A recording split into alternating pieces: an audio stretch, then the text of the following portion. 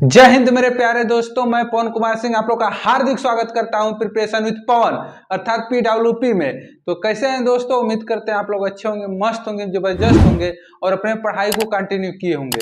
चलिए दोस्तों, जैसा कि आप लोग जानते हैं हम लोग का जो हिस्ट्री का क्लास चल रहा था दोस्तों, इंट्रोडक्शन आप लोगों ने देख लिया होगा। और आज की क्लास में दोस्तों हम लोग बात करेंगे क्या एंशियंट इंडिया हम लोग की शुरू हो गई है, ठीक है दोस्तों, आज से। और एंशियंट इंडिया में दोस्तों सर्वप्रथम हम लोग पढ़ेंगे भारत का नामकरण, अर्थात भारत का नामकरण कैसे हुआ, ठीक है ना।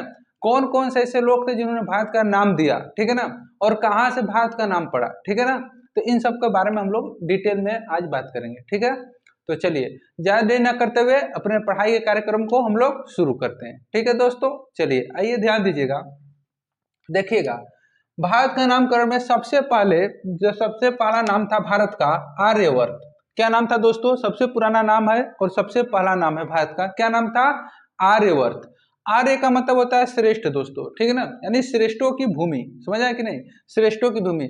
और यहाँ पर आप कह सकते हैं आर्यवर्त जो था दोस्तों, तो आप लोग यहाँ पर कह सकते हैं कि आर्य का मतलब होता है श्रेष्ठ।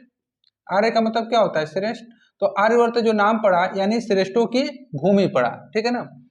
लेकिन आर्य आए कहां से थे, ये जानना बहुत जरूरी है। आर्यवर्त नामकरण कैसे हुआ? 1500 BC में आर्य का जन्म हुआ, ठीक है। अब जन्म हुआ इसका मतलब इसके पहले आर्य भारत में नहीं रह रहे थे, ठीक है दोस्तों। वो आए, और कहां से आए दोस्तों? वो मध्य एशिया से आए थे ना। तो ये लोग कहां से आए थे? मध्य एशिया से। अर्थात कहने का मतलब है आर्य भारत में कहां से आए? मध्य एशिया से आए। कब आए थे? 1500 BC में। कहने का मतलब ये है कि ईसा मसीह के जन्म के 1500 पूर्व क्या बोले थे? आर्य भारत में आगमन हुआ था, ठीक है ना। चलिए, तो आप लोग को ये समझ में आया होगा कि कहां से आए थे। जब इन्होंने भारत में आया तो इन्होंने अपना एक क्षेत्र बनाया, ठीक है, और उस क्षेत्र में इन्होंने अपना मतलब निवास करने लगे, रहने लगे। तो उस क्षेत्र का नाम था दोस्तों, वो कहां से कहां तक क्षेत्र एरिया फैला हुआ था, ठीक है ना। तो ऊपर अगर आप कहेंगे उत्तर में जम्मू कश्मीर से लेकर दक्षिण में उत्तरी राजस्थान तक, ठीक है ना। उत्तर में जम्मू कश्मीर से लेकर दक्षिण में कहा हो जाएगा उत्तरी राजस्थान, ठीक है। और इधर पश्चिम में दोस्तों पश्चिमी गंगा तट से लेकर और यहाँ पर आ जाएगा सॉरी, पूर्व में पश्चिमी गंगा तट से लेकर पश्चिम में अफगानिस्तान तक, ठीक है ना। आप लोग नहीं जानते हैं तो आप लोग NESW जानते हैं, NESW, ठीक है दोस्तों। आप लोग इससे बता सकते हैं कि कौन सा नॉर्थ है, ईस्ट है, साउथ है, वेस्ट है, ठीक है ना। इतना तक एरिया को कवर किए थे कौन? आर्य, ठीक है दोस्तों। इसलिए इस इतने भूमि को हम लोग कहे आर्यों की भूमि। पूरे भारत पर कब्जा नहीं था आर्य का, ठीक है ना दोस्तों, ये इतने क्षेत्र में रहते थे, ठीक है। तो इसलिए इसे कहा गया आर्यों की भूमि, ठीक है। जब आर्यों की भूमि कहा गया दोस्तों, तो इसलिए इसका आर्यों की भूमि कहा गया। आर्य आए थे कहां से? मध्य एशिया से, ठीक है ना। एक चीज और है दोस्तों कि आप लोग ये तो समझ गए कि इतने दूरी तक, इतने एरिया तक फैले थे, लेकिन इसमें एक क्वेश्चन और बनता है कि जो आर्य थे इनको एक और मतलब आर्यवर्त को एक और नाम से जाना जाता है, सप्त सैंधव के नाम से, ठीक है ना दोस्तों। याद रखिएगा किसके नाम से? सप्त सैंधव। सप्त सैंधव यानी कि भारत का उत्तरी और क्या बोलते हैं कि उत्तरी और पश्चिमी, ठीक है ना, उत्तरी और पश्चिमी वाला जो क्षेत्र था दोस्तों, इसी को हम लोग उत्तरी और पश्चिमी वाला क्षेत्र, उसे हम लोग क्या कहते हैं दोस्तों? क्या कहते थे? सप्त सैंधव। क्या? सप्त सैंधव। सप्त सैंधव के नाम से भी जाना जाता है, ठीक है ना। यानी इस वाले एरिया को सप्त सैंधव के नाम से भी जाना जाता था, ठीक है ना। क्लियर हुआ? तो आप लोगों को समझ आ गया कि आर्यवर्त कहां से नाम पड़ा, ठीक है। अगला हम लोग जानेंगे दोस्तों भारत, हमारा प्यारा भारत का नाम प्यारा। हालांकि संविधान में अगर दोस्तों बात करें तो आर्टिकल 1 ये कहता है इंडिया अर्थात भारत राष्ट्र राज्यों का क्या होगा? संघ होगा, ठीक है ना। अर्थात कहने का मतलब यह है कि हमारे संविधान के अकॉर्डिंग कि भारत का केवल नाम कितना है? 2 है, भारत और इंडिया, ठीक है ना। इस तरह और मान्यताओं को देखा जाए और इस तरह देखा जाए तो मान लीजिए 5-6 होता है, 7-8, इस तरह तो बहुत सारे नाम है, ठीक है ना। लेकिन ये हमारा संविधान केवल 2 नाम को मानता है। किसको बाबू? भारत को, और किसको मानता है? इंडिया को, ठीक है ना। तो आइए भारत को देख लेते हैं, ये तो हमारा संविधान भी मानता है, मतलब तो लीगल है, ठीक है ना। तो आइए, भारत का नामकरण पड़ा भारत से, महाभारत से। किससे पड़ा? महाभारत से। और ये महाभारत का जानते हैं हिंदुओं का ग्रंथ है, ठीक है ना। तो हिंदू मान्यता के हिसाब से कब पड़ा दोस्तों? महाभारत के हिसाब से माना जाता है। महाभारत में दोस्तों एक दुष्यंत और शकुंतला हुआ करते थे, ठीक है ना। उनसे एक पुत्र जन्मा था जिनका नाम था क्या? सम्राट भरत, ठीक है दोस्तों, दुष्यंत और शकुंतला का पुत्र था जिसका नाम था सम्राट भरत, उसी के नाम पर पड़ा दोस्तों क्या, भारतवर्ष। ठीक है ना, समझ में आया कि नहीं। लेकिन ये हम लोग हिंदू मान्यताओं के हिसाब से है, ठीक है ना। लेकिन जो जैन मान्यताओं को लोग फॉलो करते हैं, जो यानी जो जैनिज्म है, वो लोग इस बात को कहते नहीं। देखिए भाई, हमारे जो जैन मान्यताओं के हिसाब से है, प्रथम तीर्थंकर कौन थे, ऋषभ देव, ठीक है ना। उनके प्रथम तीर्थंकर थे ऋषभ देव, और ऋषभ देव के दो बेटे थे, ठीक है ना। पहले का नाम था भरत, दूसरे का नाम था गुमटेश्वर, ठीक है। तो ये भरत के नाम पर पड़ा भारतवर्ष, और गुमटेश्वर जानते हैं सरोवर बेलगोला कर्नाटक में जो पड़ता है, सबसे बड़े स्टेच्यू ऑफ यूनिटी की पहले मूर्ति हुआ करती थी, अब नहीं है, जो कि क्योंकि अब सरदार वल्लभ भाई पटेल की बन गई है, ठीक है ना। तो आप लोगों को समझ में आया कि नहीं, कि यानी कि कह सकते हैं कि जो जैन मान्यताओं के हिसाब से माना जाए दोस्तों, तो ये क्या बोलते हैं, भरत नाम पर पड़ा इनके, मतलब कि ऋषभ देव के प्रथम बेटे के नाम पर, ठीक है ना। तो ये आप लोग को समझ में आ गया होगा। तो आप कहेंगे सर जी हम लोग किसको माने, देखिए हालांकि मैक्सिमम जो माना जाता है दोस्तों, ये तो माना जाता है महाभारत वाले को, ठीक है ना, यानी हिंदू मान्यताओं को, ठीक है ना। अगर मान लीजिए एग्जाम में नहीं दिया, अगर एग्जाम में ये मान दिया तो इसको ले लीजिएगा, ठीक है ना। चलिए आगे बढ़ते हैं। अब हम लोग हिंदुस्तान, बहुत लोग जानता है हम लोग हिंदू हिंदू हिंदुस्तान है, ठीक है ना। ठीक है, तो आइए देखते हैं हिंदुस्तान नाम किसने दिया था, ठीक है।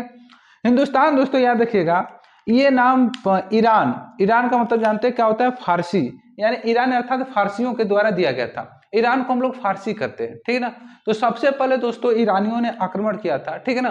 तो ये जब आक्रमण किए थे दोस्तों, तो इनके जो मतलब किंग हुआ करते थे, डेरियस नाम का राजा था, ठीक है ना, उन्होंने आक्रमण किया भारत पर, ठीक है ना।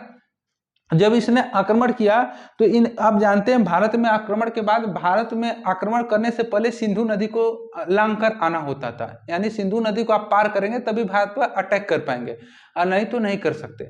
सिंधु नदी से आक्रमण करने का कारण ये था, मैक्सिमम जो विदेशी आक्रमण हुए दोस्तों, वो सिंधु नदी के मार्ग से ही हुआ है। जानते हैं ऐसा क्यों, क्योंकि उत्तर में हिमालय पड़ जाता था, और क्या दक्षिण में क्या है दोस्तों, आप लोग जानते हैं क्या था दक्षिण में, क्या बोलते हैं कि मतलब कि हिंद महासागर है, ठीक है ना। और इधर आएंगे दोस्तों तो क्या बोलते हैं कि आप लोग जानते हैं पहाड़ियां थी, ठीक है ना, गारो मिजोरम वाले में, ठीक है ना, क्या अरुणाचल प्रदेश में और मिजोरम वाले में, वो भी हिमालय का ही क्षेत्र है इधर। तो बच जाता था केवल एक रास्ता, कौन सा रास्ता दोस्तों, जानते हैं कौन सा, सिंधु नदी वाला, ठीक है ना। तो जितना भी आक्रमण हुआ है भारत में, सिंधु नदी के मार्ग से ही आक्रमण हुआ है, ठीक है ना। तो इन्होंने जब आक्रमण किया था इन लोगों ने सबसे पहले, तो इन्होंने क्या किया, सिंधु नदी को इन लोगों ने नाम दिया था इंदु, ठीक है ना। क्या कहते हैं, इन लोगों को सिंधु उच्चारण करने नहीं आया दोस्तों, तो इन्होंने कहा था, जो ईरानी फारसी थे, इन्होंने कहा इंदु नदी के उस पार कोई एक क्या है, कोई एक मतलब कि देश है जहां पर कि लोग रहते हैं, ठीक है ना। तो उनको लूटने के लिए उन्होंने क्या बोलते हैं, अपना क्या बोलते हैं, आक्रमण किया। तो जब इन्होंने आक्रमण किया तो इन्होंने उच्चारण किया इंदु, और इंदु नाम से ही पड़ा क्या, हिंदुस्तान, ठीक है ना। समझ में आया कि नहीं दोस्तों, इंदु नाम से पड़ा क्या, हिंदुस्तान, ठीक है। तो चलिए इंदु का नाम संशोधन करके हिंदुस्तान हो गया। तो अब आप लोगों को पता होगा हिंदुस्तान नाम कहां से पड़ा, ठीक है। अगला नाम दोस्तों हम लोग जानते हैं इंडिया, ठीक है ना, जो कि हमारा संविधान में भी मान्यता है, संविधान में भी है, ठीक है ना। तो आप लोग देखिएगा इंडिया नामकरण कैसे पड़ा। आप लोग जानते हैं दोस्तों यूनानी आक्रमण, यूनान से हुआ था आक्रमण। आप लोग सिकंदर महान का नाम सभी लोगों ने सुना होगा, ठीक है ना। तो 326 बीसी में सबसे पहले आक्रमण यूनानी करने वाला सिकंदर महान था, ठीक है ना। तो उन्होंने भी आक्रमण किया था, तो किधर से किया था दोस्तों, किधर से, सिंधु नदी के मार्ग से। हमने कहा जितना भी आक्रमण होगा सिंधु नदी को पार करके ही भारत में आना था, ठीक है ना। तो ये जब ये यूनानी आक्रमण किया था, तो इन्होंने क्या किया था, इन्होंने सिंधु नदी का नाम दिया था इंडस रिवर, ठीक है ना। क्या नाम क्या था, इंडस रिवर। तो इसी के नाम से क्या बोलते हैं, इंडस के नाम से पड़ा इंडिया, इसका नाम संशोधन होकर क्या हो गया बाबू, इंडिया। समझ में आया कि नहीं। तो इन लोगों ने उच्चारण किया था इंडस को, फिर आगे चल के क्या हो गया, इंडिया, इससे पड़ा, ठीक है। अब आगे बढ़ते हैं दोस्तों। तो आगे बढ़ेंगे तो ध्यान दीजिएगा, जम्मू द्वीप, ठीक है ना। जम्मू द्वीप नामकरण कैसे भारत का पड़ गया, ठीक है। तो देखिए अब जम्मू द्वीप का जो साक्ष्य या उल्लेख मिलता है दोस्तों, वो मिलता है अशोक के अभिलेख में। अशोक ने जितने भी अभिलेख शिलालेख करवाया था, उसमें क्या बोलते हैं, भारत न होके क्या मिला है दोस्तों, उसमें नाम जम्मू द्वीप मिला है, ठीक है ना। तो इसलिए माना जाता है कि भारत का नाम क्या था, जम्मू द्वीप भी हुआ करता था अशोक के काल समय में, ठीक है ना। चलिए आगे बढ़ते हैं दोस्तों, इंचू, इंचू, ठीक है। नाम से ही समझ में आ गया होगा, इंचू चू। ठीक है, क्या है दोस्तों, ये क्या है, चीनी यात्री। ये चाइनीज के द्वारा दिया गया नाम था भारत का।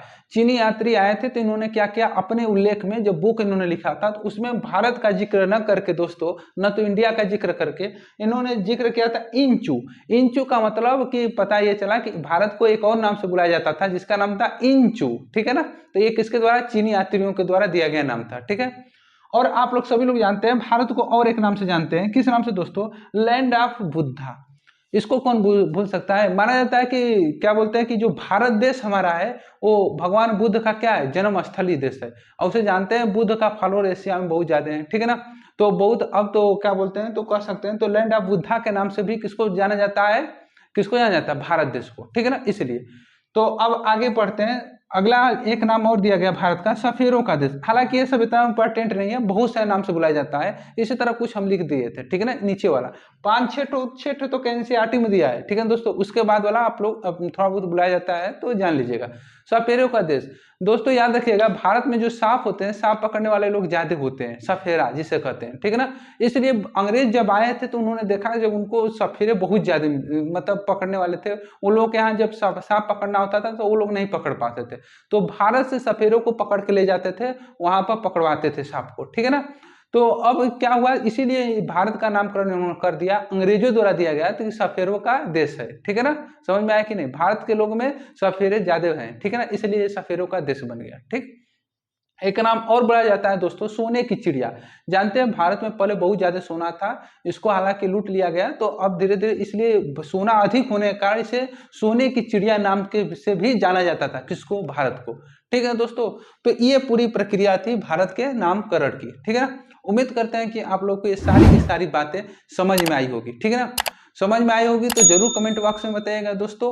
आज के लिए इतना ही रहने देते हैं, फिर मिलेंगे नेक्स्ट वीडियो में नेक्स्ट टॉपिक के साथ। ठीक है दोस्तों, आज के लिए इतना ही, धन्यवाद, thank you so much, love you all. बस इसी तरह प्यार एंड सपोर्ट बनाए रखिएगा दोस्तों, धन्यवाद।